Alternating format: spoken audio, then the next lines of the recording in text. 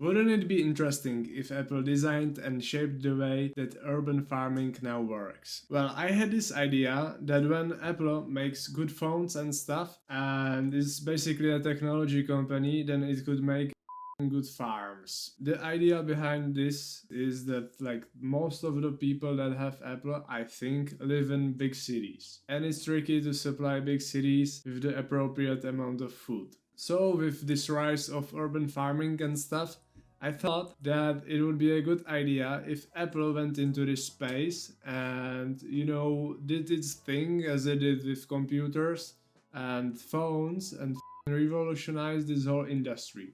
Now, it might sound weird because, why the would somebody from Apple duck in dirt to grow tomatoes? Well, doesn't have to be that way. And this is funny because there is already a company called iFarm, but doesn't matter. The modern farms, they already use AI on a daily basis and are gathering billions upon billions of data. So it makes sense for a technology company like Apple to go in this space because technology company, technology, farming, I guess, and Apple has the great virtue of good design, so people buy it. There are two ways that Apple could go about this. First is designing something like a second fridge or stuff, which would grow food for you. You would just plug this thing in the wall, put it in your living room or kitchen or I don't know where, and you would get this iFarm that would grow tomatoes, peppers, salads, and stuff for you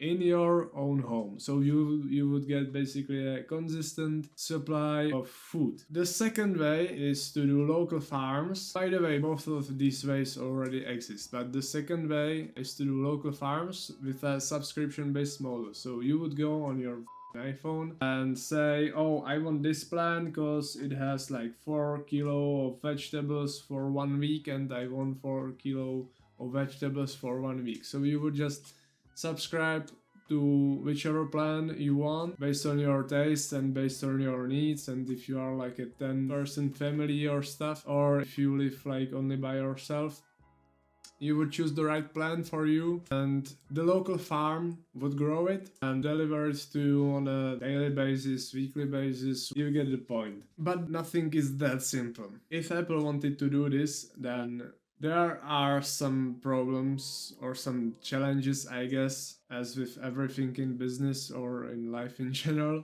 So the first major issue is that Apple obviously doesn't farm. It would either need to collaborate with some company that is already doing it, or it would need to make all of the technology and know-how and stuff from the ground up. This might make the most sense in long term, but is incredibly difficult in the short term. They would need to hire mountains of engineers and plant scientists to make this happen.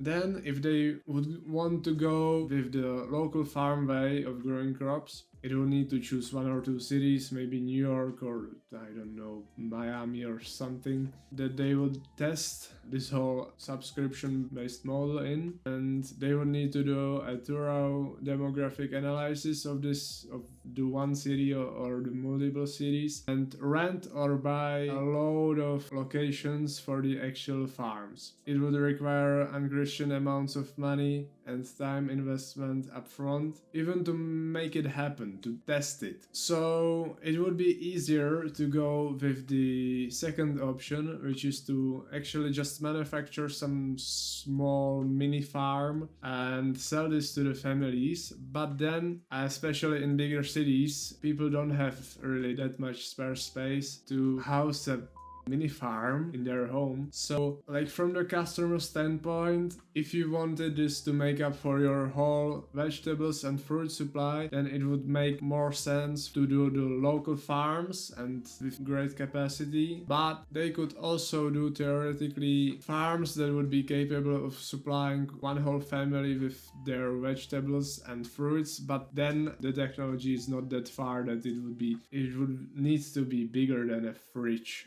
I think, to grow really like all of the vegetables you wanna have because even though the cultivation time of crops is significantly shorter and more efficient than on the traditional field, it's still at least 3 weeks or 4 weeks before you actually grow something. So the mini farm in your home wouldn't really be mini, but maybe the dimensions would be about one king size bed, also from floor to the ceiling. So, it's a big thing if you wanted to really get every single vegetable or stuff that you eat from it. Maybe as I'm thinking about this, Apple could just redesign the whole home situation so that you can have all your modern day utilities, including the iFarm in there, because the way homes are designed now, or at least like 20-year-old homes, people then didn't account for all these new appliances. So yeah.